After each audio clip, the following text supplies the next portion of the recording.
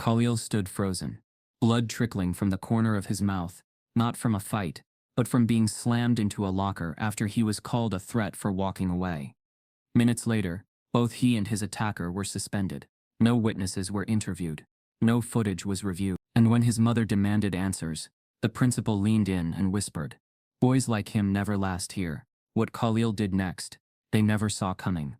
Before we deep dive into this interesting story, subscribe to our channel, and tell us where are you watching from. Share in the comments below. The first day of junior year, at Franklin Ridge High School, always came with its usual nerves and excitement.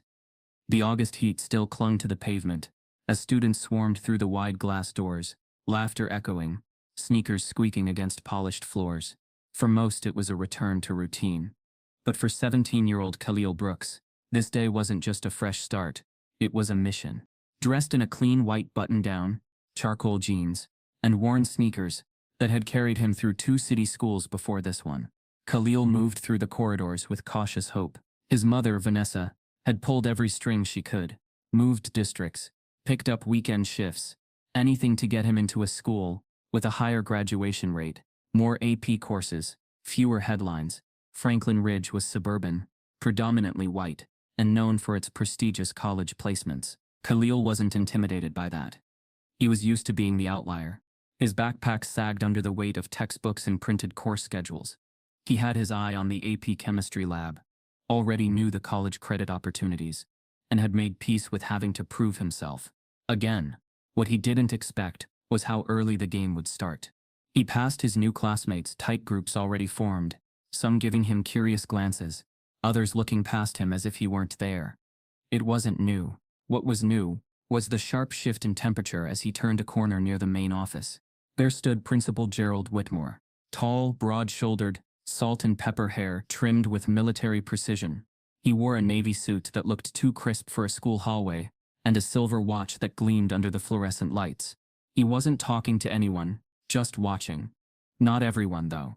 Just Kahlil. Their eyes met for half a second. Then came the smirk. It wasn't overt. If you blinked, you'd miss it. Just a slight curl of the lips, condescending, dismissive, not welcoming. It said what his mouth didn't. "You don't belong here." Kahlil felt it instantly. A message sent without words. He kept walking, refusing to break stride, but something in his gut clenched. He knew what a challenge looked like, and that wasn't a smile. It was a warning. In homeroom, his name was mispronounced, twice. The teacher, Mr. Dalton, didn't look up as he marked him present. The other students glanced over. A few smirked. No one corrected it. Kahlil didn't either. Not yet. He made it through first period quietly, took notes, answered when called, tried to blend. But during second period AP literature, it happened again. Mrs. Langford asked the class to introduce themselves and share what they'd read over the summer. When it was Kahlil's turn, he mentioned Invisible Man by Ralph Ellison. A pause. "Interesting choice," she said, eyebrows raised. "That's heavy. Did you understand it?" The class fell quiet. "Yes," Kahlil replied simply. "Good," she said, flipping her attendance sheet without a smile. "Well, let's try to pick something more age-appropriate next time." It stung, but not in a way he could argue. Not in a way that anyone else would admit was wrong. By lunch he had the lay of the land. The black students, few in number, clustered at one end of the cafeteria. He debated joining them, but chose a table near the middle. Neutral territory. As he unpacked his sandwich, he noticed subtle glances again. Not hostile, just curious, appraising. Then came a voice from behind. "You're new, right?" Kahlil turned to see a boy with messy blonde hair and a soccer hoodie. Connor Leeds. Confident posture. Blue eyes too direct. "Yeah," Kahlil nodded. "Just moved here." "Cool. You play anything?" "Used to run track." "Might try out." Connor nodded like he was assessing something. "We don't get a lot of transfers this late. Especially not juniors." The pause before the word juniors hung too long. Like he meant to say something else.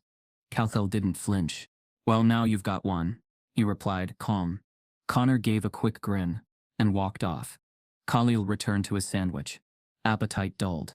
By final period, the fatigue had set in, not from the classes, but from the weight of being watched. Weighed, measured. He stopped by the counselor's office to confirm his class schedule. The receptionist barely glanced at him, told him to wait. 10 minutes passed. Then 20. Finally, Miss Harrow, the guidance counselor, opened her door. A tall white woman in her 50s with tight curls and reading glasses. Her tone was clipped. "Can I help you?" "I'm here to confirm my AP Chem slot," Kahlil said. She scanned a list. That's a competitive class. Let me see if there's still room. I was approved last month," Kahlil said, handing her the printout. She scanned it, lips pursing. "Well, we may need to revisit placement. Chemistry is challenging. If it doesn't work out, there's always integrated science." Kahlil blinked. "But I already took integrated last year." "Still, it's important to build a strong foundation." He nodded slowly, knowing this wasn't about his foundation. Back in the hallway, the bell rang, signaling the end of the day. Students poured out of classrooms. Kahlil stood by his locker, counting the seconds before the crowd cleared. That's when he saw it again. Principal Whitmore, standing just a few feet away, speaking to a staff member. Kahlil caught the glance again. Brief, calculated, and then another smirk, slightly wider this time. Like he already knew the hurdles being put in place. It wasn't a mistake. It was a pattern, a pressure, a test. Kahlil closed his locker quietly. This school would not hand him anything. Not fairness, not dignity, and certainly not the benefit of the doubt. As he stepped outside into the cooling air, his phone buzzed. A message from an unknown number. "Watch your step, new kid." On day one, Kahlil is already marked. He just doesn't know how deep it'll cut. By the second week at Franklin Ridge High, Kahlil had settled into a rhythm, one that required silence, observation, and constant self-correction. His mind worked like a live wire sensor, constantly adjusting tone, posture, even facial expressions to appear non-threatening, capable, and confident, but not too confident. The AP chemistry class was where Kahlil felt most at ease. It was numbers, formulas, structure. There was no gray area with the periodic table. You were either right or wrong. On the third day, when the class split into pairs for a titration experiment, Kahlil ended up with Jessica Mallory, a cheerleader with immaculate notebooks and sharp green eyes. She raised an eyebrow when they started working. "I didn't expect you to know how to set this up," she said, not unkindly, but with the unfiltered candor of someone who didn't realize they'd just spoken volumes. Kahlil responded evenly. "It's not that complicated if you read the lab guide." She smiled. "You're really articulate." There it was, the first one. It dropped like a coin in a silent room. He forced a polite nod. "Thanks." By the end of the period, they had the highest yield percentage in class. As they handed in their data sheet, Mr. Keating, the chemistry teacher, nodded approvingly. "You've got a good head on your shoulders, Brooks. Keep this up and you might just change a few minds." Kahlil blinked. "Change minds?" Keating shrugged, scratching his chin. "You know, representation. Good to see someone like you excelling." Someone like you. He walked out of class that day more drained than proud. He was getting noticed, but for all the wrong reasons. His achievement wasn't just his. It had become a quiet disruption, a ripple in the school's expectations. In AP Literature, Mrs. Langford had shifted from doubt to an almost patronizing curiosity. She pulled him aside after class. "I read your analysis on Ellison," she said. "You know, I didn't expect you to grasp the existential metaphors so thoroughly, but I suppose you people have a unique lens on invisibility." Kahlil stiffened. "You people?" She waved a hand quickly. "I mean your background. It's insightful." He nodded slowly and left. The praise felt more like being patted on the head. By Friday, whispers started spreading. Not among students, but staff. At lunch, Kahlil overheard Miss Harrow in the counselor's office through a cracked door. "He's performing well, yes, but there's a kind of edge to him. You can tell he's been through something." The receptionist murmured, "Do we know what his father does?" "Single mother. I think she's a nurse or something. Works night shifts." Kahlil didn't wait to hear more. He backed away before his name came up again. In AP US History, Mr. Granger praised his essay on Reconstruction, but the comments were oddly skewed. "This is a sharp piece, Kahlil," he said. "I appreciate how you kept emotion out of it. So many students your age get reactive when discussing race." It wasn't just the teachers. Connor Leeds, who had seemed borderline friendly at first, started making strange comments too. "You ever think about playing football?" he asked one day at lunch. "I run track." "No, I mean like real football. You'd be good at it." "Why?" "I mean," Connor leaned in. "You're built for it. Fast twitch muscles, right? Isn't that a thing? Kahlil stared. A thing for who? Connor laughed awkwardly. Dude, chill. It's a compliment. But it wasn't. Each conversation chipped away at something internal. Something unnameable, but heavy. It wasn't just what was said.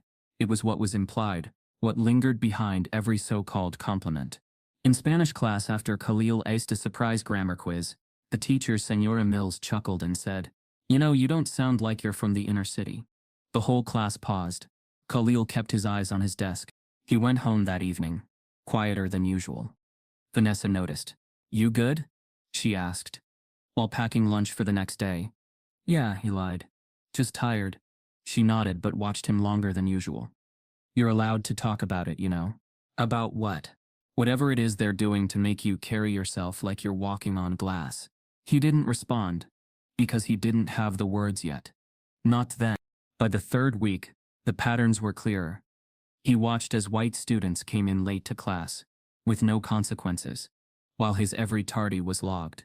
When a white student interrupted a teacher, it was called enthusiasm. When Kahlil challenged a point in discussion, it was aggressive. He started tracking the numbers: who got called on, who got reprimanded, who got the benefit of the doubt. Then came the math test. He scored a 96, highest in class. On Monday morning, he walked into advanced honors math, expecting business as usual. Instead, Ms. Templeton called him over before class began. "Hey Kahlil, quick update, we're shifting a few students around based on learning styles. You've been reassigned to the standard pre-cal class." He stared at her. "Why?" "It's not a demotion," she said quickly. "Just a better fit for your pace." "I'm ahead of pace," he said quietly. She smiled the way people do when they're already closing a door. "Still, this is what we've decided." He sat in stunned silence the rest of the period. She hadn't even graded the latest quiz yet. There was no academic reason. No warning. Just a quiet shuffling. By lunchtime, it was official. His schedule was adjusted. The new class had no honors distinction. Fewer college credits. Slower pace. He wasn't given a choice. That night, Vanessa stormed into the school office, demanding answers. The front desk stalled. Miss Templeton wasn't available. The vice principal would call her back, but no one ever did. The next morning, Kahlil checked the school portal and saw something even worse than the class change. His new GPA had already dropped. Kahlil Brooks walked into AP Chemistry that Thursday morning with a different kind of silence pressed into his shoulders. He wasn't just carrying books now, he was carrying the weight of being deliberately demoted, of being quietly repositioned into a lower-level math class without justification, and watching his GPA slip as a consequence. It wasn't just academic sabotage, it felt personal, systemic, designed. Mr. Keating's classroom smelled faintly of ammonia and stale textbooks. The hum of the overhead lights echoed louder than usual in Kahlil's ears. He sat in his usual seat near the back, away from the windows, and unpacked his notebook without a word. Jessica Mallory, his lab partner from earlier weeks, sat in the front row now. Whether that had been her choice or the teacher's, Kahlil didn't know. She hadn't spoken to him since the day she complimented him for being articulate. He was slowly becoming invisible again, but not in the peaceful way. More like the kind of invisible you become when no one wants to be seen near you. Mr. Keating clapped his hands once. "All right, teams of two. We're synthesizing esters today. Vials are labeled. Be careful. No open flames. If you mess this up, it's your lab report and your eyebrow." The class chuckled lightly. Kahlil didn't. He had a new partner, Riley Jameson, a lanky junior with a mop of dark hair and a permanent smirk. Riley hadn't said more than 2 words to Kahlil since they were paired. That didn't change today. They began the experiment, measuring out salicylic acid and glacial acetic acid, working in awkward, stilted silence. Kahlil handled the pipette. Riley scribbled notes but never shared them. Miss Keating strolled between stations, giving casual feedback, though he skipped over Kahlil and Riley twice. Kahlil didn't mind. He preferred it that way. No attention was safer. Until the blast. It wasn't huge, not enough to injure, but loud enough to freeze the entire room. A sharp pop, followed by a hiss of vapor. Glass clinked onto the linoleum floor, like brittle rain. A faint chemical burn bit at the back of everyone's throat. Screams rang out. Students stepped back from their tables. Kahlil's head snapped toward the sound. 3 rows over, someone had dropped a vial of isopentyl alcohol, It had mixed with sulfuric acid too early. A bad combo. Smoke coiled toward the ceiling. Mr. Keating sprang into action. Everyone out. Go. Now. The class rushed out into the hallway, coughing and shouting. Kahlil moved fast, stepping around the broken glass, pulling Riley with him. Once outside, the principal was already on his way. Gerald Whitmore's expression was hard, his strides purposeful. His eyes scanned the crowd like a general in battle formation. Mr. Keating emerged last, wiping his forehead with a tissue. Small explosion. No injuries. One of the vials reacted early. Lab safety protocol kicked in. Whitmore didn't even acknowledge the teacher. His eyes locked on Kahlil. You, he said, voice cold. Come with me. Kahlil blinked. What? Now. He followed. None. Inside the front office, the air was colder. Sterile. Whitmore didn't offer a seat, didn't call anyone else in. He shut the door. Do you think this is a joke? He said, stepping in close. Playing with chemicals? Endangering students? I didn't. Kahlil started. I don't care what you think you did. Or didn't do. Khalil's fists clenched at his sides. I wasn't near the spill. Ask Riley. Ask the others. Whitmore's tone didn't waver. I don't need to ask. I saw who was near the lab station when the incident occurred, and frankly I'm not surprised. Khalil's breath caught. I was following the experiment exactly as the instructions said. Whitmore leaned in. You're on thin ice. One more misstep, and you're out. Do you understand me? Something inside Kahlil cracked. But he held it together. I didn't cause that explosion, he said quietly. Whitmore's smirk returned. That same, condescending curl from the hallway on day one. Of course not, he said with faux sympathy. Just like you didn't deserve to be moved out of honors math. Just like you didn't make your counselor uncomfortable with your tone. The words landed like punches, each one confirming what Kahlil feared but hadn't fully admitted until now. This wasn't about discipline. It was a dismantling. Brick by brick, they were tearing down the foundation he was trying to build. He walked out of that office in silence. The hallway was empty now. He felt like a ghost, someone the school had already decided didn't belong. Outside, Riley was leaning against the lockers, tapping on his phone. Hey, Kahlil said. You were right there. You know I didn't do it. Riley didn't even look up. I didn't see anything, man. Are you serious? Sorry. Just trying to stay out of it. Khalil's mouth opened, then shut. There was nothing left to say. He walked away. The rest of the day moved in slow motion. Students looked at him differently, whispers in corners, sideways glances. No one said it, but it was in their eyes. Troublemaker. By the time the final bell rang, he felt hollow. He moved through the parking lot with his head down. He checked his phone. No texts. Not from his mom. Not from anyone. When he reached his locker, the hallway was already half empty. He spun the dial, opened the door and paused. There was a folded piece of paper sitting on top of his books. No name. No handwriting. Just block letters printed on plain white. They're setting you up. His heart slammed in his chest. He looked up and down the hallway. No one nearby. No one watching. But somehow someone knew. Kahlil stared at the note, pulse racing, unsure whether it was a warning, a threat or both. The parking lot outside Franklin Ridge High was lined with gleaming SUVs and freshly waxed sedans. Parents in khakis and cardigans strolled toward the double doors with calm assurance. Inside, the halls buzzed with mild chatter and the smell of catered coffee, soft jazz playing on the PA system to make the evening feel more welcoming. Vanessa Brooks stood near the entrance, clutching her purse a little tighter. She had taken off early from her evening shift at the hospital, trading her nurse scrubs for jeans and a pressed blouse. Her eyes flicked over the sea of white faces, parents with clipboards and quiet smiles. She didn't see anyone who looked like her. She wasn't here to socialize. She was here to fight for her son. Kahlil hadn't said much the past week, but she could read her boy like a heartbeat. He came home quieter, slower, sometimes locking himself in his room under the pretense of studying. When he finally told her about the chemistry lab incident and how he'd been pulled into the office without evidence, her chest tightened with something sharp. Now as she approached the table marked A, the secretary looked up with a polite but distant smile. Name? Vanessa Brooks. My son's Kahlil, Jr. The woman typed something, then nodded and handed her a printed itinerary. You're with Mr. Dalton first, then Mrs. Langford, and then Principal Whitmore. That last name sat heavy in Vanessa's hands. She walked through the halls of her son's school, with the calm determination of a woman used to being the only black voice in a white room. Her heels clicked against the tiles, echoing louder than they should.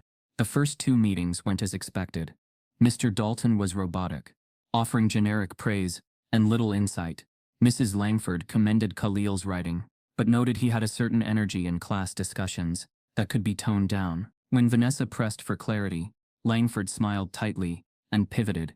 At exactly 7:42, Vanessa stood outside the administrative office. The secretary opened the door. "You can go in now." Principal Whitmore was already seated behind his desk, framed by shelves of academic trophies and framed letters from past governors. The room was pristine, cold. "Mrs. Brooks," he said, standing briefly. "Please." Vanessa took the seat across from him and placed her bag on her lap. "I'm going to be direct," she said. "My son's been coming home with concerns. He was pulled from an honors class with no explanation, accused of something he didn't do in chemistry, and told by you that one more misstep would get him expelled." Whitmore didn't blink. He leaned back slightly and folded his hands. "Mrs. Brooks, I understand your concern, but we've been monitoring your son's behavior closely. There are patterns." "Patterns?" "Yes. In fact, let's pull up his attendance and participation records." He clicked a few keys on his desktop. The screen faced him, not her. According to his chemistry teacher, he's had multiple instances of non-compliance. Talking during safety instructions, arriving late, disrupting group work. "That's not true," Vanessa said, voice steady. "He told me exactly what happened. He followed every instruction, and there were witnesses." "We're aware," Whitmore said smoothly. "But we also have to consider teacher perception and classroom environment." Vanessa's eyes narrowed. "So, perception is more important than facts?" He didn't answer directly. As for his demotion from honors math, he continued, that decision was based on performance indicators and his ability to adapt to Franklin Ridge's academic expectations. He scored a 96 on his last test. Vanessa snapped. Whitmore paused, then smiled. "That may be, but a single data point isn't enough to justify retention in a high-stakes class." "And his GPA dropping overnight," she pressed. "That was a result of the recalibration process. Some students, particularly transfer students, experience temporary shifts as we align transcripts." Vanessa folded her arms. "You mean black students?" His eyes flinched barely. "I don't appreciate that implication," he said, voice cooler now. "I don't appreciate having to come here and defend a child who's done nothing wrong but succeed in a space that's clearly not built for him."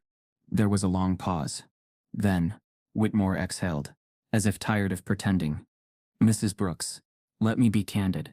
Your son, while bright, has been flagged by multiple staff members for having a challenging demeanor. Teachers feel talked back to. Authority is tested. He may not realize it, but he gives off attitude." Vanessa leaned forward, her voice low and controlled. "You mean he has boundaries? He knows how to advocate for himself. He refuses to shrink just to make this school more comfortable." Whitmore didn't answer, just clicked his pen once.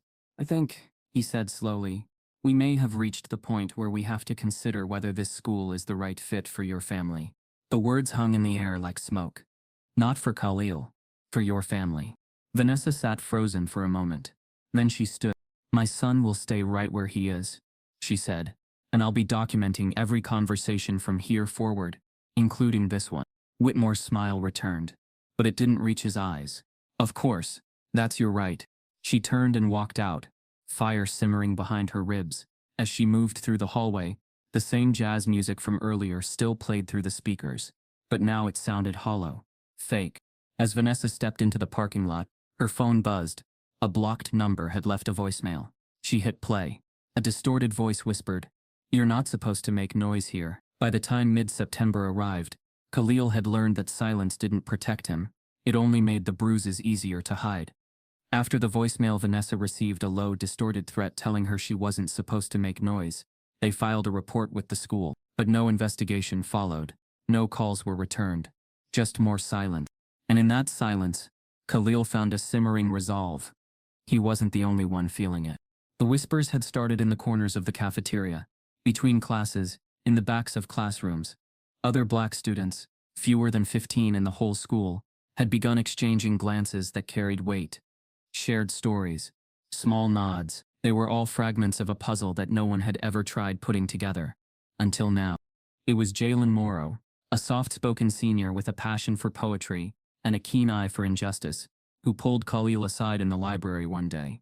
"You ever think about starting a black student union?" he asked, voice low but firm. Kahlil looked up from his textbook. "I've thought about it," he said. "Didn't think this school would let it happen." Jalen smirked. "That's exactly why we should." They met again that Friday in the art room. After school. Just Kahlil, Jalen, Tiana Briggs and Malik Owens. All from different grades. All carrying different scars from the same fight. Tiana recounted how her natural hair had been called distracting by a substitute teacher. Malik had been stopped 3 times by security in one semester for looking like someone from another school. They talked for hours, not just about pain, but purpose. Visibility. A space where they could speak freely, mentor underclassmen, celebrate heritage, and push back against the quiet, sharp-edged racism that followed them from hallway to hallway.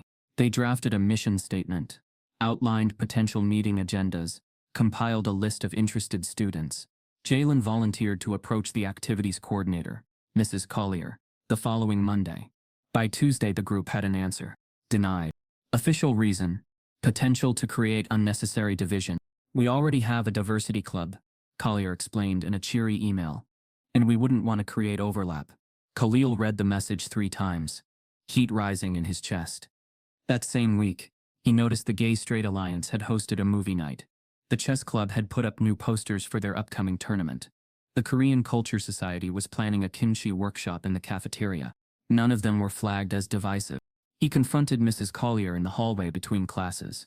"How is a black student union more divisive than a political debate club?" She smiled, tight and thin. "It's about balance, Kahlil. We want to make sure all students feel comfortable." "It's a sensitive topic."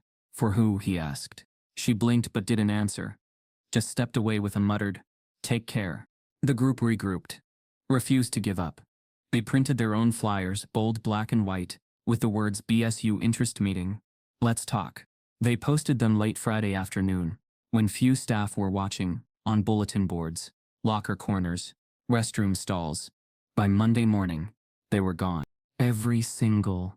Scraped off, torn down. Even from spaces that hadn't had new flyers in months. That day, during lunch, Malik found one crumpled in the staff lounge trash can. It was personal now.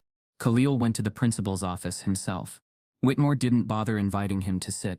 "I understand you've been organizing," he said, folding his arms. "I'm trying to start a recognized student group," Kahlil said.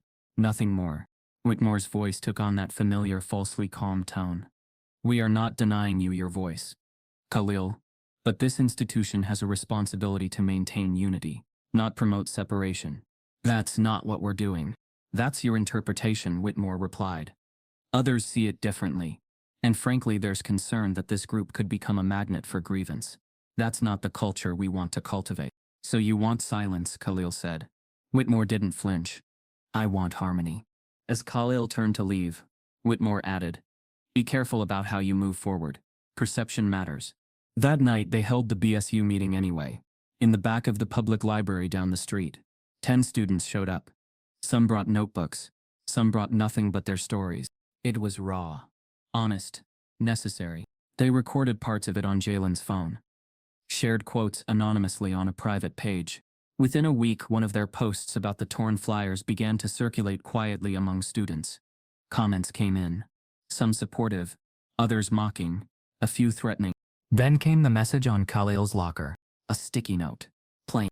"Keep pushing, and you'll find out why people stop." No name. No handwriting. Just threat, dressed as advice. Kahlil kept it. Folded it into his pocket. The next day, while working late in the library, a voice came from behind him. "I saw your post about the BSU." He turned to find Miss Alden, the creative writing teacher. Early 30s, mixed race, quiet but observant. Her eyes were sharp. Her expression unreadable. "You posted anonymously, but you're not hard to trace," she added. Kahlil stayed silent. She leaned in slightly. "I've been at this school for 6 years. I know the patterns. I've seen what they did to others before you." "You mean black students?" he asked.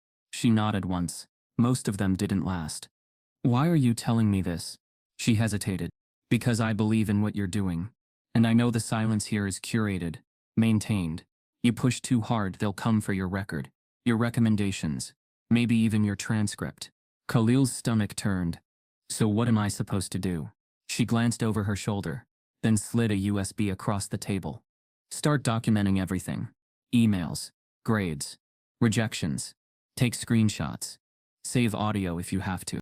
What's on this? A backup of what happened to the last student who tried this, she said. Her name was Erin. Class of 2019. Look it over. Kahlil took the drive slowly, his fingers brushing hers. Why are you helping me? Ms. Alden's eyes narrowed with resolve. Because someone helped me once. And this place only changes when someone refuses to shut up. Kahlil plugged in the drive that night, and the first file he opened wasn't a document. It was a video, a recording of Principal Whitmore, years younger, saying something that made Kahlil's blood run cold. The video haunted him for days. It was grainy, time-stamped from 2019. Miss Alden had titled it simply Erin Office Record. .mp4. In it, a younger Principal Whitmore sat behind his desk speaking to a black girl, with braided hair barely visible on camera, but audible through the muffled microphone. Erin must have hidden. Whitmore's words were sharp and smug. You can cry racism all you want. But this school doesn't bend to victim narratives. If you're uncomfortable, maybe you're not the kind of student Franklin Ridge caters to. Kahlil had replayed it 3 times before his chest tightened enough to shut his laptop. Erin never graduated. According to Alden's attached notes, she had been administratively withdrawn months later for persistent non-compliance. The pattern wasn't just real, it was historic. That made the email he received 2 days later even more surreal. Subject: congratulations on your nomination, Rise STEM Fellowship. He blinked, barely processing the words. The Rise STEM Fellowship was a highly selective, nationally recognized award for high school juniors excelling in science and mathematics. It wasn't just prestige. It came with a $10,000 stipend, a summer internship, and a guaranteed recommendation pipeline for top colleges. The email listed Kahlil as one of 2 students nominated from Franklin Ridge. He was stunned. No one had told him. No teacher, no counselor. But there it was in black and white. He printed it immediately, folded it, placed it carefully in the front pocket of his binder. It felt like a win. A real one. That same afternoon, he approached Ms. Harrow, the school counselor, to confirm the process. Ms. Harrow, I got this, he said, holding up the printed email. Do you know what the next steps are? She barely looked up. I'm not sure, she said. Let me check. But the way her eyes flicked to the page and back to her screen made something in Kahlil's stomach tighten. I think Mr. Granger submitted the school's nominations, she added. You should ask him directly.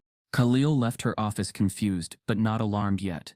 The next morning, he emailed Mr. Granger, who responded, Hi Kahlil. Our Rise nomination paperwork was finalized last week. I'll double-check your name is in the final submission list. Congrats again, your performance in A-Push made you an obvious candidate. Granger. By Friday, the school had posted an announcement in the main hallway. Congratulations to Connor Leeds, Franklin Ridge's 2025 Rise STEM nominee. Kahlil stood frozen in front of the poster. His name wasn't on it. Connor's was. The same Connor who had joked about fast twitch muscles, who barely passed chemistry with a C average, who bragged about getting test answers from his older brother's textbooks.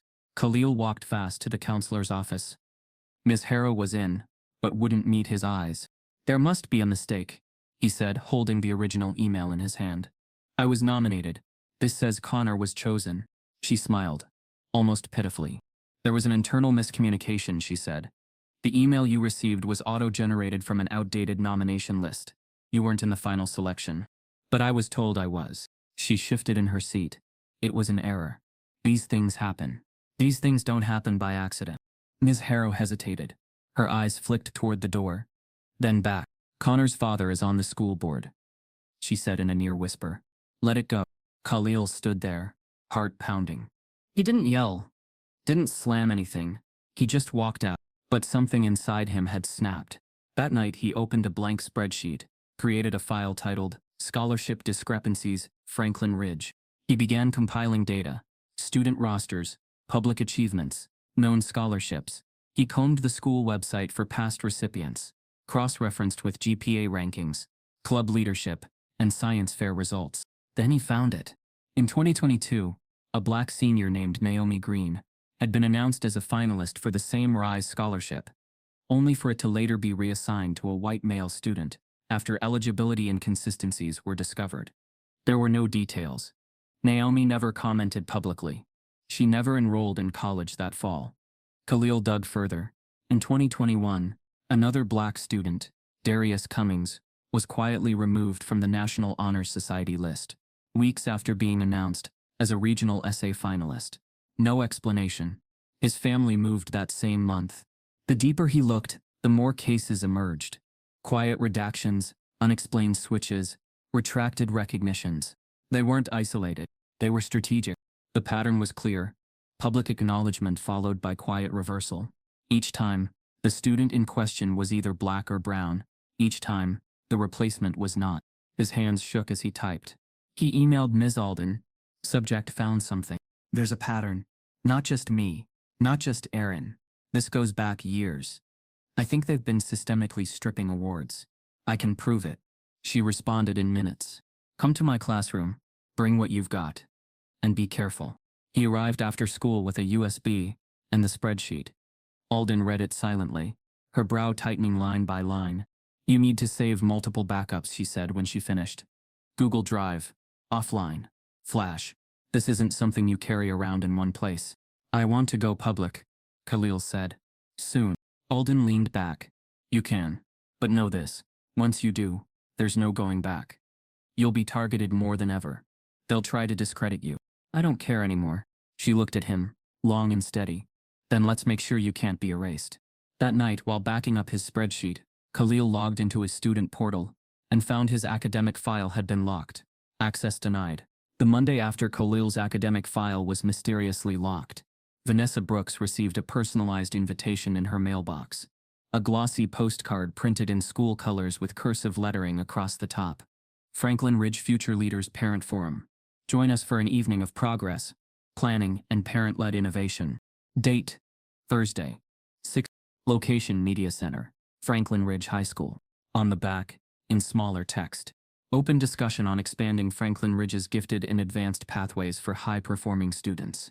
Vanessa didn't need a translation. By now she had learned that at Franklin Ridge, progress was rarely inclusive, and innovation often meant making sure families like hers were quietly left out. She took the card into Kahlil's room that evening. He was sitting at his desk, reading over a scholarship appeal letter he'd begun drafting. They're planning something, she said, handing him the card. Kahlil scanned it. His jaw tightened. They're going to try to raise the bar higher, right where they know we can't reach it. Or pretend it's about standards, Vanessa said, when really it's about keeping the same few kids in the spotlight. Kahlil didn't speak for a long moment. Then he reached for his backpack, pulled out the same pocket recorder he'd used during his meeting with Whitmore. I'm going, he said. I want to hear what they say when they think no one's paying attention. Thursday night arrived fast. The media center had been rearranged into a half-moon of folding chairs, with a refreshment table in the back, offering lemon bars and name tag stickers. The air was thick with polite smiles, soft laughter, and casual racism, dressed in business casual. Vanessa sat toward the back. Kahlil entered quietly, in a gray hoodie and jeans, his recorder in his jacket pocket already rolling. At the front of the room, Mrs. Alyssa Wentworth, PTA president and wife of a local real estate broker, tapped the microphone. Thank you all for coming tonight. We're excited to share a proposal that reflects the excellence Franklin Ridge is known for. As many of you know, our school's performance continues to shine. But there's always room to grow, which is why we're proud to introduce a proposal for an expanded gifted program we're calling Summit Scholars. Applause followed. Light but eager. A projector screen lit up behind her. A logo appeared. A mountain silhouette, flanked by words like potential, rigor, future. Wentworth continued. Summit Scholars will identify students for accelerated placement starting as early as 9th grade. These students will have access to exclusive seminars, mentorships with university faculty, and a direct admissions pathway to partner colleges. Kahlil looked around. Most heads nodded approvingly. Vanessa's mouth was tight. Another parent stood. Mr. Reynolds, whose son played varsity soccer with Connor Leeds. What are the eligibility metrics, he asked. Wentworth smiled. We've worked closely with administration to ensure objectivity. Eligibility will be determined by GPA, standardized test scores, and a clean disciplinary record. The last phrase rang out like a siren. Kahlil caught it. So did Vanessa. A hand shot up near the front. Mrs. Santos, the only Latina parent in the room, spoke hesitantly. Has there been discussion around equity? Some students have more barriers than others. Would prior disciplinary action, especially for minor infractions, disqualify a student even if their academics are strong? Wentworth's smile didn't fade, but her voice cooled. We have to uphold standards. The integrity of the program depends on consistency. In other words, no exceptions, no second chances, no nuance. Vanessa leaned into Kahlil. This isn't about achievement. It's about gatekeeping. He nodded once, eyes fixed ahead. Another parent chimed in. We just want what's best for everyone. It was said with such practiced innocence, as if everyone had been fairly considered, as if no one in the room could possibly imagine a student like Kahlil, already fighting to stay afloat in a sea that kept shifting under him. More questions followed, more coded language, terms like academic culture, fit, and behavioral expectations, repeated with polished ease. Principal Whitmore entered the room halfway through. He didn't speak, just stood by the refreshment table, arms crossed, eyes scanning the crowd, until they landed on Kahlil. That smirk again. It said, "You're wasting your time." Kahlil didn't flinch. The recorder in his pocket captured every word, every polished phrase meant to sound fair while cutting deep. The final portion of the meeting was open to suggestions. Vanessa raised her hand. Has the school considered reviewing how disciplinary action is assigned across demographics before tying it to gifted eligibility? A pause. Wentworth shifted uncomfortably. That's outside the scope of tonight's agenda, she replied. Maybe that's the problem, Vanessa said quietly. The room went still. Whitmore stepped forward finally, his voice calm but tight. We appreciate your passion, Mrs. Brooks, but we want this program to celebrate achievement, not controversy. The meeting ended shortly after. As parents gathered their coats and plates of leftover lemon bars, Kahlil stood at the edge of the doorway, watching. Mrs. Santos passed him and whispered, "Keep fighting. Some of us see it." He didn't respond, just nodded. Outside, under the flickering parking lot lights, Vanessa exhaled deeply. You got all of it? Every word. She looked at him, a mix of pride and sorrow in her eyes. They're going to come harder now. Let them. They got into the car. Neither of them spoke for a while. Just silence. Not the defeated kind. The kind that comes before a storm. Later that night, Kahlil uploaded the audio file to a private link, and within hours, someone accessed it from an IP traced back to the district's administrative office. The Friday after the Summit Scholars PTA meeting, the air at Franklin Ridge felt heavier. The quiet was deceptive, the kind that presses down on your chest, not with noise but with tension. It was the silence before an earthquake. The unease of everyone knowing something had shifted but pretending not to feel it. Kahlil moved through the hallway like a shadow. His backpack slung over one shoulder, earbuds in with no music playing. Just static silence that gave him a buffer from the stairs. The smirks in the side eyes that followed him more often now. The leaked audio of the PTA meeting had made waves. The footage of the BSU flyers being torn down was circulating too. And even though no one had said it outright, it was clear Kahlil Brooks had become the name everyone was whispering. He didn't care anymore. Not the way he used to. He wasn't trying to blend in.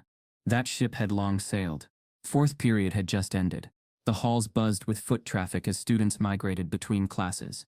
Kahlil had forgotten his chemistry notes in his gym locker, and rather than risk showing up to class unprepared, he doubled back toward the east wing past the science labs and into the stretch of hallway between the locker rooms and the janitor's closet. The same hallway that only had one outdated security camera perched awkwardly in the corner, tilted just slightly down. Everyone knew it was a blind spot. Everyone also knew that's why most fights or worse tended to happen there. He was halfway down the hallway when he heard the voice. Yo. Sharp. Not friendly. Kahlil turned and saw Luke Reynolds. Luke was everything Franklin Ridge protected. Football captain. Son of a school board member. Legacy student. Blonde. Broad-shouldered. Always grinning like the world owed him a standing ovation. Today he wasn't grinning. What's your problem, Brooks? Luke spat, marching forward. Kahlil stopped walking. His posture didn't change. He said nothing. You think you're some kind of hero? Luke continued. Filming meetings, blasting teachers, acting like this school's racist because you couldn't cut it. Kahlil narrowed his eyes. Get out of my face. Luke's laugh was low and bitter. You walk around like you're better than everyone. Like the rules don't apply to you. The rules don't apply to you, Kahlil shot back. You just don't notice because no one ever enforced them. That hit a nerve. Luke's jaw clenched. He stepped closer, close enough that Kahlil could smell the Gatorade on his breath. You really think you belong here? I earned my spot. Luke shoved him. Not playfully. Not for show. A hard, violent shove that sent Kahlil backward into the metal lockers with a loud clang. Students at the far end of the hallway turned. Some gasped. No one intervened. Kahlil caught his balance, adrenaline surging. He didn't raise his fists, didn't even flinch. You done? He said. Luke lunged again. This time Kahlil stumbled sideways but stayed on his feet. His shoulder throbbed. The impact had cracked the plastic water bottle inside his bag. Cold liquid soaked through the canvas. You gonna hit me? Luke sneered. Go ahead, hit me. Let's see what happens to your scholarship dreams then. Kahlil's hands stayed at his sides. You want me to swing so you can play victim? Not today. Luke's smirk faltered. The hallway was quieter now. Students were pulling out phones, recording silently from behind half-open lockers. Then a door opened. Coach Palmer, the PE teacher, stepped out of the gym office. What the hell is going on here? Kahlil stepped back, hands still visible. Luke straightened. Just a misunderstanding, coach. Palmer looked between them. Principal's office. Now, both of you. Kahlil sat stiffly in the front office, his shoulder damp and bruised, his mind racing. Across the room, Luke scrolled his phone like nothing happened, not a scratch on him. Vice Principal Lennox called Luke in first. 10 minutes passed. Then it was Khalil's turn. Inside the office, Principal Whitmore was waiting. He didn't smile. Kahlil, he said, voice flat. You were involved in a physical altercation. I was attacked. Several students said there was a confrontation. Witness accounts vary. There's a camera right there in the hallway. Whitmore's expression didn't change. That camera hasn't been working reliably. It is looking into it. Kahlil laughed bitterly. Convenient. Whitmore raised a brow. Are you insinuating something? I'm stating facts. There was a pause. Then the principal folded his hands. We're suspending both of you. 3 days. Pending further review. I didn't even touch him. This is school policy. Policy for who? Kahlil snapped. Because I've seen what happens when other students fight. You let them off with warnings. Whitmore's eyes narrowed. Watch your tone. Kahlil stood, jaw clenched, fists still tight at his sides. He didn't say another word. Back home, Vanessa exploded. They suspended you? For what? For getting attacked? I didn't swing. I didn't touch him. They said the camera wasn't working. Vanessa's eyes widened. They're lying. They've been lying, Kahlil said, since day one. He spent the rest of the evening in silence, scrolling through his encrypted files, watching the videos and audio recordings he had collected over the past 2 months. The missing scholarship, the coded PTA meeting, the staff lounge hot mic, and now they wanted to stack infractions on him, build a case, paint a narrative. But someone else was watching too. At 11:47 p.m., his phone buzzed. Unknown number. One attachment, video file. Fine Mile Hall East 04 backup. He opened it. It was the incident. Crisp footage. High angle. Clear. Luke's approach. The shove. The second shove. Kahlil standing still. No retaliation. The crowd. The teacher stepping in. The truth. A second text followed. I told you not to trust the cameras, but not everyone here agrees with Whitmore. Kahlil dropped his phone in shock. Someone on the inside had risked everything to leak it. To him. He didn't know who. But he knew what he had to do next. Kahlil uploaded the video to a secure drive, and just as he hit save, his laptop screen flickered, then went black. A system message blinked. Access revoked by admin. Kahlil didn't sleep the night he received the hallway footage. He sat at his desk long after midnight, replaying the video over and over, memorizing the way Luke charged him, the way the crowd looked on, silent and still. The file wasn't blurry or corrupted. It wasn't inconclusive. It was damning. But not of him. And someone from inside the system wanted him to have it. He uploaded the video to his private Google Drive, encrypted it, and created a share-only link. Then he sent it to 3 people, Ms. Alden, Jalen from the BSU, and finally his mother. Vanessa called him the moment she opened it. This is proof, she said. Her voice trembled, not with fear but fury. They knew. They lied. Khalil's heart beat steady in his chest. He didn't feel fear anymore. Just clarity. The next morning, Miss Alden uploaded a blurred version of the footage to a burner account she'd been quietly managing for months. A page that had slowly grown a following among local students, activists, and educators tired of the silence. She titled it simply, "When Evidence Goes Missing, Franklin Ridge Needs to Answer for This." Within 2 hours, the video had 12,000 views. By lunch, it hit 40. By the time the final bell rang, the story was spreading across Instagram, Twitter, and a subreddit dedicated to exposing racist school practices. And Franklin Ridge was scrambling. A staff-wide emergency meeting was called that evening. The invite went out without a detailed agenda.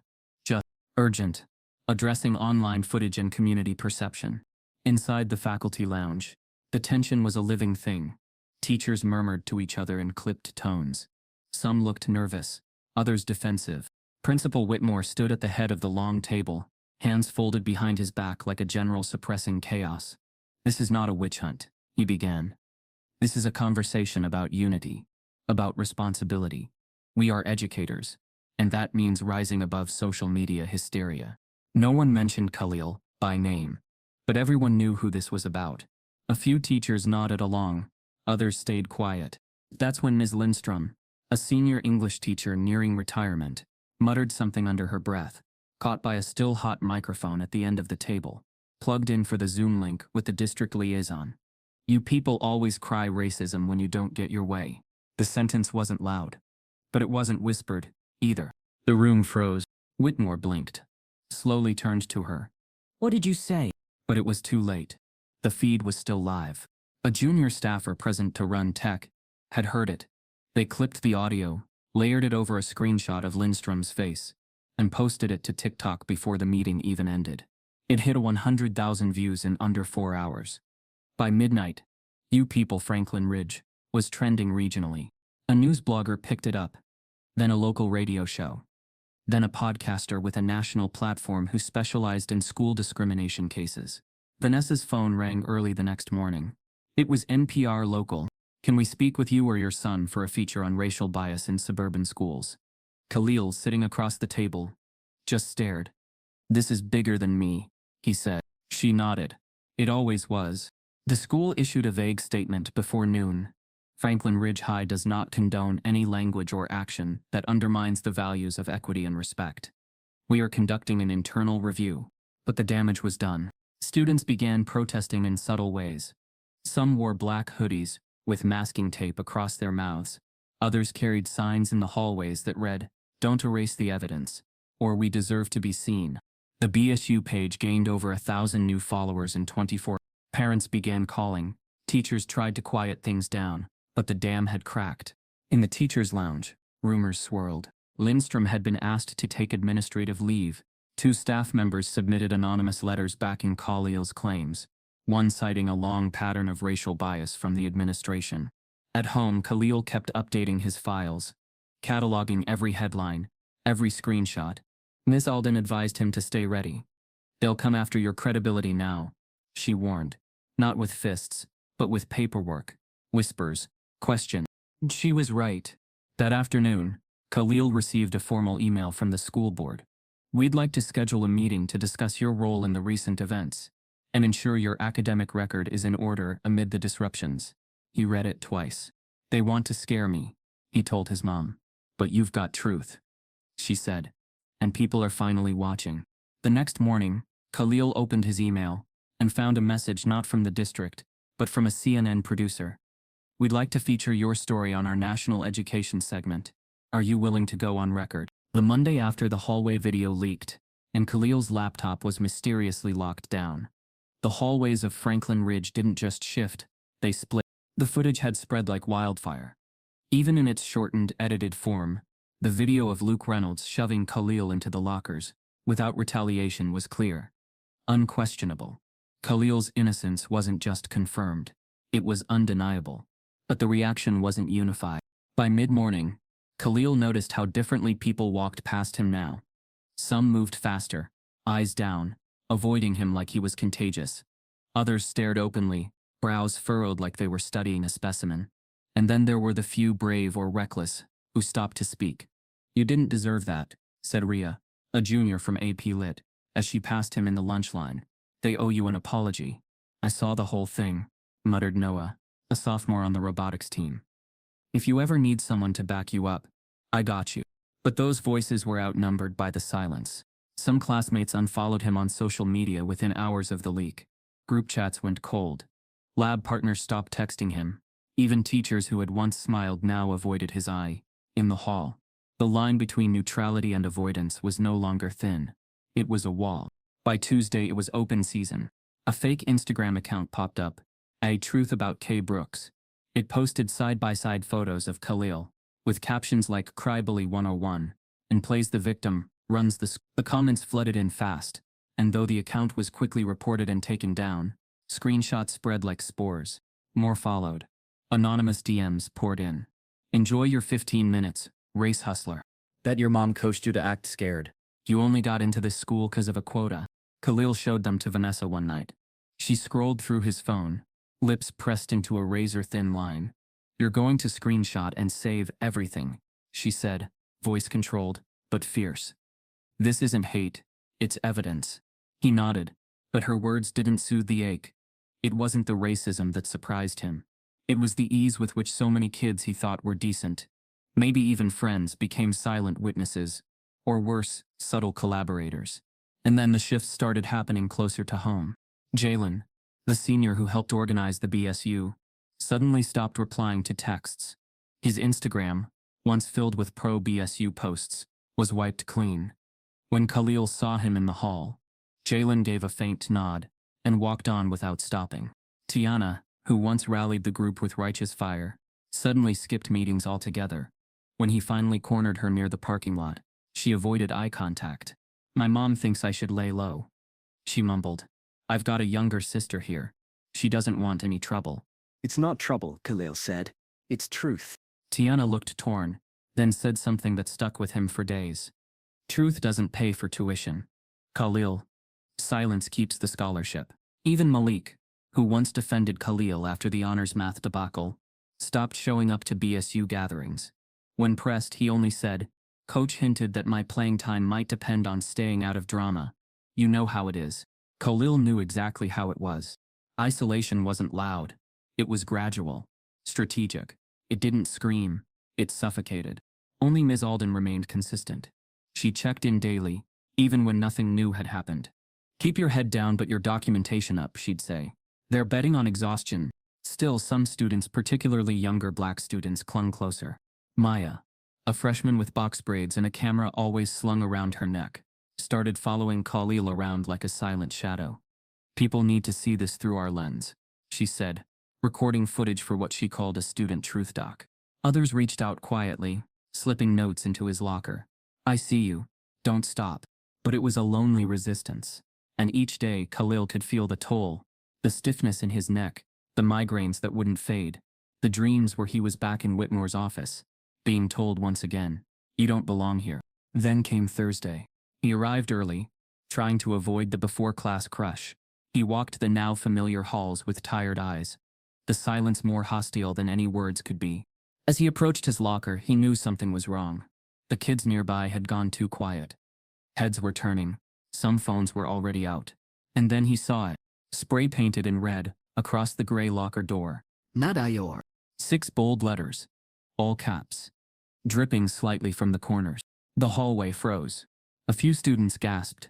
One girl whispered, "Oh my God." Someone laughed nervously. Others stepped back like it was contagious. Kahlil stood still. He didn't move, didn't speak. His throat tightened, but his hands didn't shake.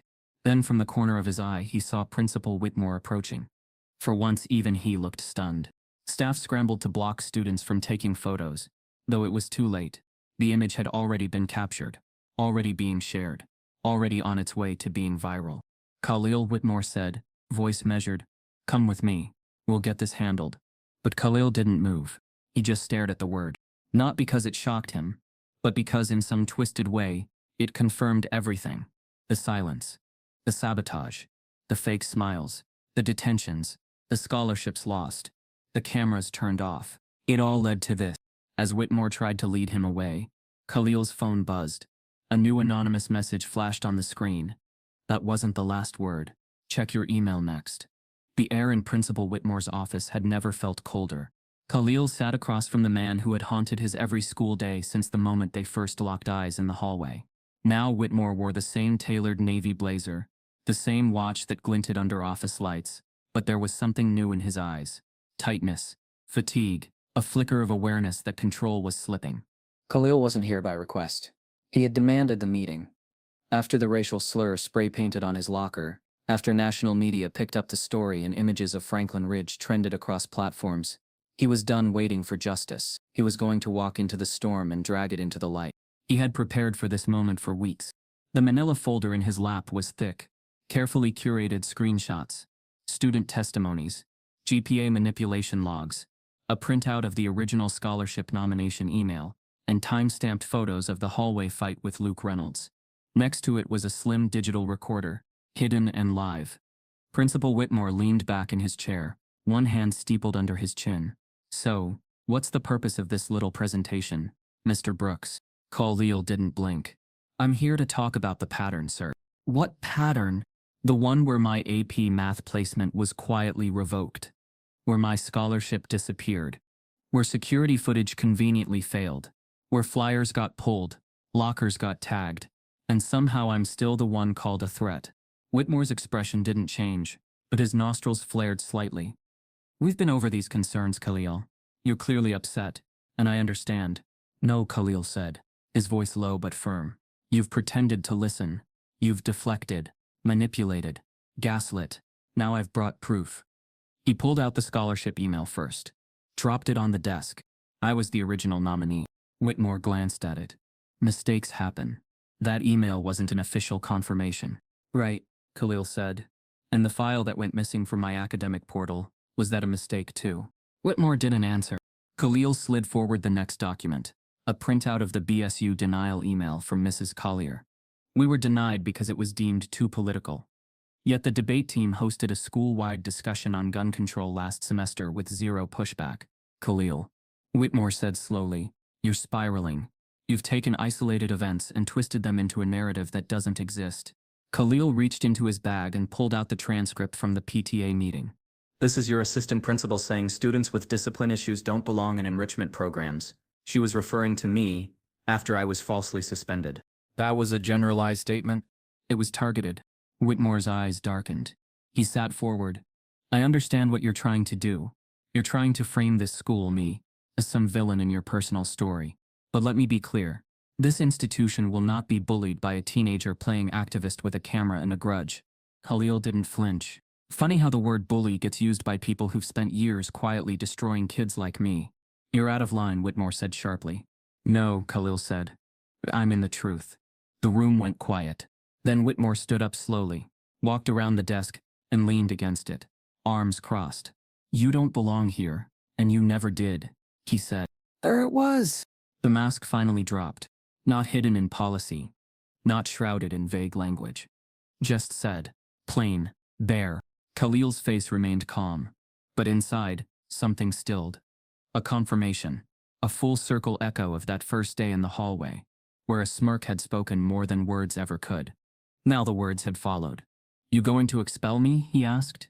Whitmore tilted his head. I could. You've recorded faculty, spread misinformation, disrupted the school environment. That's more than enough grounds. But you haven't, Kahlil said. Because you know it wouldn't stick. Because you know deep down that everything I've said is true. The principal didn't respond. Instead, he walked back to his chair, adjusted his cuffs and said, This meeting is over. But Kahlil didn't move. He reached down, pressed a button under his jacket. Click. The digital recorder stopped. I think we're done here too, Kahlil said, standing. Whitmore raised an eyebrow. What was that? Kahlil slung his backpack over his shoulder. A wire, he said plainly. Everything you said is saved, including the part where you told me I don't belong. The principal stood up again, color rising to his face. You're bluffing. Kahlil pulled the recorder from his pocket and pressed play. Whitmore's voice echoed back. You don't belong here. And you never did. The principal lunged for the recorder, but Kahlil stepped back. It's already backed up in 3 places, he said. Send me home. Expel me. Do what you have to do. Whitmore stood frozen, breath heavy. his reputation hanging in the air like static. But know this, Kahlil added, voice even. This isn't just my story anymore. It's everyone's. And I'm not afraid of you. As Kahlil turned to leave, his phone buzzed again. This time it was a voicemail from a blocked number. He played it on speaker as he stepped into the hallway. A man's voice, low, rattled, spoke 4 words. They're coming for you. The voicemail rattled through Kahlil's bones. They're coming for you. No name. No caller ID. Just that gravel-thick voice soaked in veiled threat. It should have felt like fear. But Kahlil had moved past fear weeks ago. Now it just confirmed what he already knew. Someone, maybe several someones, was working to make sure this all disappeared before it could become something irreversible. But it already was. The recording of Principal Whitmore had exploded. Miss Alden leaked a redacted transcript to a trusted education justice network. The phrase, "You don't belong here," and "you never did," had gone viral on Twitter and TikTok. A local journalist published a timeline of everything, from the fake scholarship reroute, to the missing footage, to the slur on the locker door. The district released a statement, but it was hollow and too late. "We are aware of the incident, and are committed to a thorough review." The same copy-paste response they gave to every scandal. Except this wasn't going away. Not anymore. Vanessa Brooks had stopped waiting for justice to arrive. Now she was pulling it through the front door herself. In a meeting with a civil rights attorney from the ACLU, she laid everything bare. Documents, timelines, emails, names. "We're filing a Title VI complaint," the lawyer said, tapping the folder. "Racial discrimination by a public institution.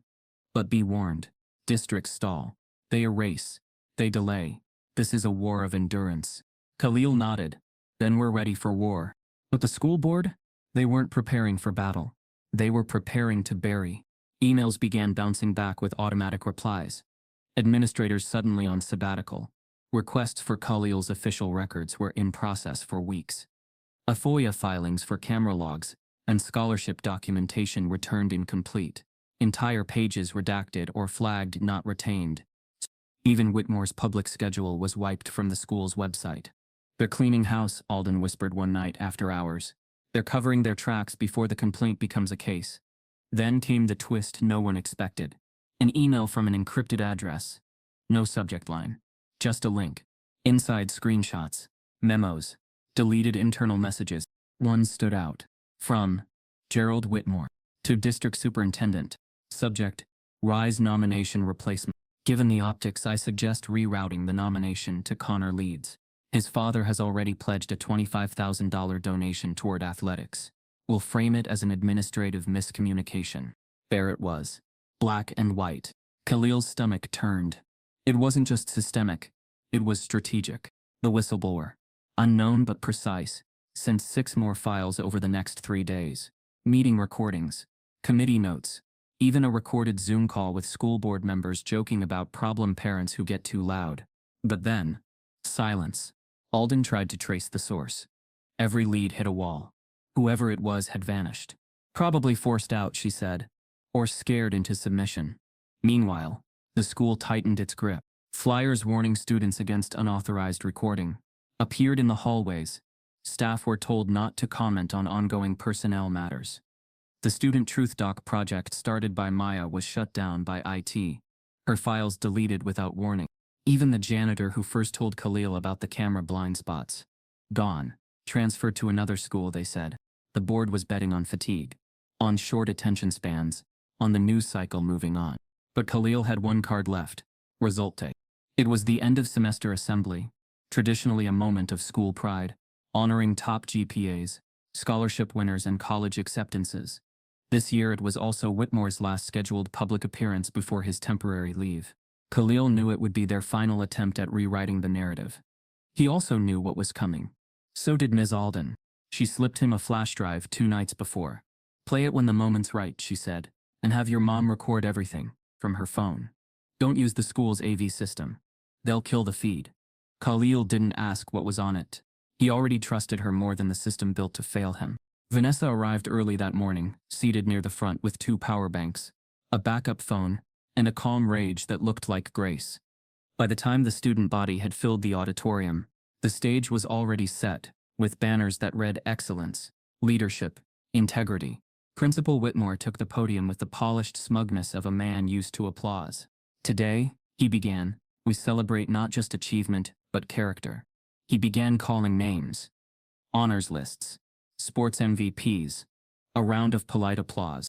Then, and this year's recipient of the Franklin Ridge Leadership Grant, funded in part by the Reynolds family, is Luke Reynolds. Applause exploded. Kahlil didn't clap. He stood up. "Excuse me," he said, his voice echoing. The auditorium quieted. "I think everyone should see something first." He walked up to the tech booth, ignoring the stunned expressions, plugged in the flash drive, tapped the keyboard twice, and then stepped back. The screen flickered to life. First, the security footage, Luke shoving him. Students gasping. Then, the transcript of the email rerouting the scholarship. Then, Whitmore's voice from the secret recording, loud and clear. "You don't belong here, and you never did." Gasps. Silence. Then murmurs. Students turned. Phones were already out. Recording. Streaming. Vanessa kept filming, tears slipping quietly down her cheek. Whitmore's face had gone pale. Frozen. He stepped to the mic. This is unauthorized. This footage is out of context. This meeting is not." But no one was listening anymore. Because down the center aisle, a news camera was moving forward. Channel 7 Action News had arrived. The anchor smiled slightly. Already mic'd up. "Mr. Whitmore," she said, "do you have a response to the federal complaint just filed against this district?" Whitmore didn't answer. He turned and walked off stage. Kahlil looked at the crowd, every phone still raised, and finally asked, "How many of you were told we don't belong without anyone ever needing to say it out loud?" The Monday after the assembly was different. Not quieter, just heavier. Like the building itself knew it had been cracked open. Franklin Ridge High stood still. The video Kahlil played in the auditorium, featuring raw evidence, voice recordings, and Whitmore's damning statement, had already made the rounds on social media, garnering over 2 million views in under 24 hours. Major news outlets picked it up. Students were being interviewed in the parking lot. Alumni were posting statements of support, and for the first time in decades, the school's name wasn't mentioned alongside accolades or scholarships. It was attached to scandal, cover-up, and systemic discrimination. Despite this, school officials pushed forward with Result Day, the annual closing ceremony for seniors and rising juniors. A last-ditch attempt to inject some normalcy before the chaos spread further. But nothing about this Result Day would be normal. The auditorium filled slower than usual. Students shuffled in cautiously. Teachers sat near exits. The air buzzed with uncertainty. Excitement tangled with dread. No one knew what might happen next. Kahlil sat near the back. Not out of modesty, but surveillance. He wanted to see the room. All of it. He wore a charcoal blazer, pressed white shirt, and dark jeans. Not a suit, not a statement. Just calm, deliberate armor. His phone was in his pocket, recording again, habit now. His mother sat 3 rows up with Ms. Alden beside her. Both women looked ready for anything. The ceremony began with brief announcements, GPA recognitions, college commitments. Then the MC cleared his throat. And now the RISE National STEM Scholarship, awarded to a student whose academic performance, innovation, and resilience in the face of adversity set them apart across the entire region. A pause. Murmurs. "Congratulations to Kahlil Brooks." Gasps. Applause. A few stunned claps. Some louder, passionate ones from students who had stayed silent too long. Kahlil stood slowly. He made his way to the stage. No one stopped him. He took the certificate with one hand, the mic with the other. He didn't smile. "I didn't come here to talk about scholarships," he began. The auditorium fell still. "I came here to talk about patterns. About how easy it is to pretend racism doesn't exist, if it doesn't happen to you. But for some of us, it happens every day. In counselor meetings, in locker graffiti, in emails and GPAs, and hallway glances." He pulled a small clicker from his pocket, tapped once. The giant screen behind him lit up. A slideshow began. Not flashy, just white text on black backgrounds. No sound, just facts. Nominated, then erased. Rise STEM, March 5th. Suspended without swinging. April 5th. Locker vandalized. May. Whitmore's voice. "You don't belong here." BSU. Denied. Emails. Deleted. Proof. Preserved. Kahlil spoke over the slides, each sentence sharper than the last. "I've been told I'm articulate, impressive, well-behaved. As if I'm the exception. But I'm not. I'm the result of every door they tried to close and every lie they thought I'd swallow. A final slide appeared. You didn't break me. You built me. The room remained frozen. Not a cough. Not a whisper. Kahlil took a breath. Students like me don't need pity. We need policy. We don't need applause. We need accountability. And today we reclaim every inch of dignity this school tried to strip from us. He handed the mic back and stepped off the stage. The applause this time was louder, uneven, emotional. But what mattered most wasn't on stage. It was in the back row. A woman with pressed slacks, a navy blazer, and a briefcase. She stood before the final name was called, walked over to Vanessa quietly, flashed a card. Amira Duncan, education rights attorney, National Equity Defense Fund. I saw your son's speech, she said. Vanessa's eyes widened slightly. We've already filed a complaint. Duncan smiled. I'm here to make it national. That evening, as Kahlil stepped outside into the dusk, a black SUV rolled up beside him. The window lowered slowly, and inside sat someone he never expected to see again. The woman in the black SUV had eyes that didn't blink. Kahlil approached cautiously, his body tense from months of navigating uncertainty. He peered inside and saw her, Erin Carter, the former Franklin Ridge student who had vanished after being administratively withdrawn in the one whose hidden recording had exposed Whitmore's early years of prejudice, the one Ms. Alden had mentioned, but who hadn't been seen or heard from since. You don't know me, Erin said, her voice low, but I know you, and you just cracked the dam wide open. She handed Kahlil a sealed envelope. These are affidavits from 3 other families. Similar stories, proof of patterns. They wanted to come forward years ago, but Whitmore threatened to block college recommendations. This time they're not backing down. Kahlil took the envelope with reverence. He didn't ask where she'd been. He didn't need to. Her return spoke louder than any explanation. Within 10 days of result day, the fallout hit like an earthquake. The district office, once calm and calculated, was in full panic mode. Emails leaked. Former teachers stepped forward. Alumni from as far back as 2008 submitted testimonies of similar mistreatment, disciplinary reshuffling, and the quiet retraction of awards. The school board issued a formal statement announcing that Principal Gerald Whitmore had been placed on indefinite administrative leave, pending a full investigation. It sounded procedural. It wasn't. 2 days later, Channel 7 News dropped a special report titled, The House Whitmore Built.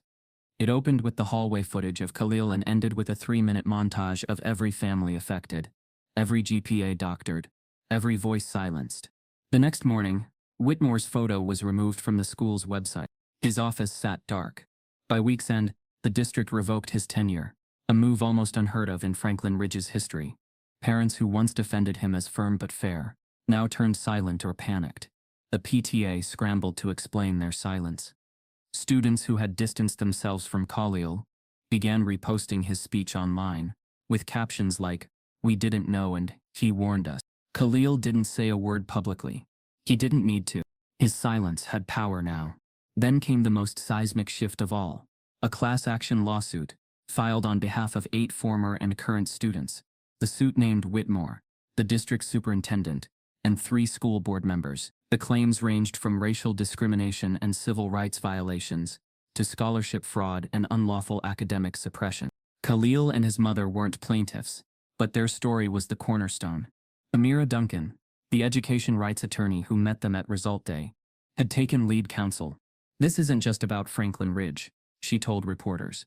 This is about what happens when a school becomes a system of quiet erasure. And this time the system got caught. But Whitmore wasn't done. Late one Friday night, Vanessa received a letter postmarked with no return address. Inside was a single sheet of paper. Dear College Admissions Committee, we feel it necessary to share that Mr. Kahlil Brooks has a history of disruptive behavior and confrontational tendencies toward staff. He was involved in multiple disciplinary events and showed patterns of insubordination. His recent actions, though framed as activism, have deeply fractured the school community. We recommend reviewing his application with caution. Anonymous concerned educator. No signature. But the style, the phrasing was unmistakable. It reeked of Whitmore. Vanessa scanned it, then handed it to Kahlil, who read it silently, face unreadable. They're trying to block your future, she said. He folded the paper and tucked it into his drawer. Then we'll just expose one more lie. They brought the letter to Amira, who filed an immediate injunction against any further defamatory communication targeting Kahlil by district employees. The legal team also requested access to Whitmore's personal email records. 2 days later, they hit gold. Buried in a chain forwarded from a private email server was a draft of the letter, with Whitmore's name at the bottom, and a digital signature. He hadn't sent it directly, but he'd written it. He'd tried to sabotage Kahlil's future. One final blow, not to his current fight, but to his next chapter. But this time, he'd left fingerprints. Amira added the forged recommendation smear to the lawsuit, upping damages, adding new charges. The community was no longer split. It was watching. Even Franklin Ridge's faculty turned inward. 3 teachers resigned. 2 issued public apologies to Kahlil. Ms. Harrow, the counselor who had once looked away, left her post for personal reasons. The school changed overnight. The BSU, once denied, now had its own office. Student press was reinstated with new protections. Disciplinary protocols were overhauled. But Kahlil stayed quiet, until the district invited him to speak at a panel for restorative practices in modern education. He declined. Instead, he sent one sentence in reply. "Tell me what you restored to the students you erased." But just as the district scrambled to finalize its reforms, an envelope landed on Kahlil's doorstep, containing a signed subpoena with his name on it. He wasn't just a witness now. He was being called to testify. 3 years later, the walls of Franklin Ridge High no longer echoed the same silence. The school had changed, but only because it had to. After Kahlil testified under oath, his voice unwavering as he detailed months of microaggressions, systemic barriers, and overt sabotage, the jury took less than 4 hours to deliver its decision. Guilty. Principal Gerald Whitmore was found liable in a federal civil rights violation case, alongside 2 members of the school board and 1 district superintendent. The charges didn't just end careers.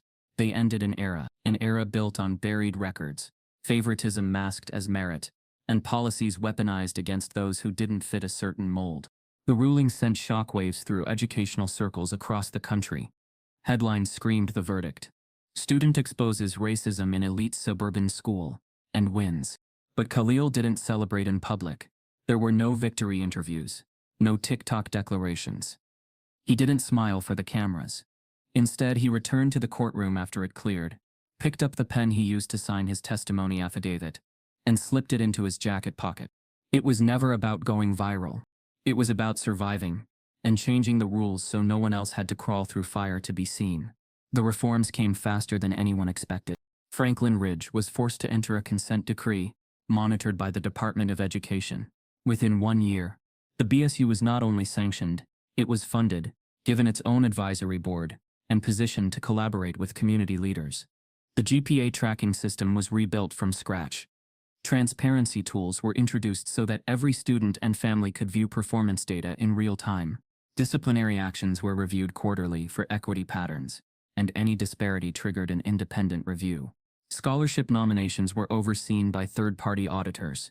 Surveillance footage retention policies were rewritten and publicly accessible. Staff underwent mandatory anti-bias and restorative justice training, facilitated not by a vendor but by former students. And in bold letters posted on the school's equity and inclusion wall was a quote from Kahlil's courtroom testimony. "You can't fix what you refuse to admit is broken." The school tried to move forward, but Kahlil, he moved beyond. He graduated with honors, received full offers from 5 top-tier universities. He chose Howard, not for the prestige, but because he needed to breathe in a place that didn't treat his presence like an intrusion. There he studied education policy. Not law, not activism. He wanted to rebuild the systems from the inside, teach those who would teach.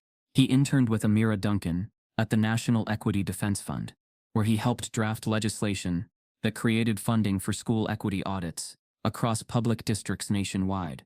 By his junior year, he was asked to sit on the President's Committee on Education Access Reform. By senior year, he had written his thesis, Erasure by Design, The Quiet Systemic Tools of Academic Racism, which was later cited in 2 state-level bills aimed at reforming public education data transparency. But the invitation he never expected came in a plain envelope, his final semester. From Franklin Ridge High School, re-25th Annual Student Legacy Keynote Speaker Series, they wanted him back. As the featured speaker, not because they forgot what happened, but because they remembered. At first, he considered ignoring it. But Vanessa, his mother, his anchor, looked at the letter and said quietly, "You're not going back for them. You're going back for the ones who never got the chance." So he said yes. It was spring when Kahlil stepped onto the campus again. The building looked the same. Same tan bricks, same arched windows, same trimmed lawn, with students in groups on the grass. But there was something different in the energy. Something lighter, looser. Students nodded at him, not out of politeness, but recognition.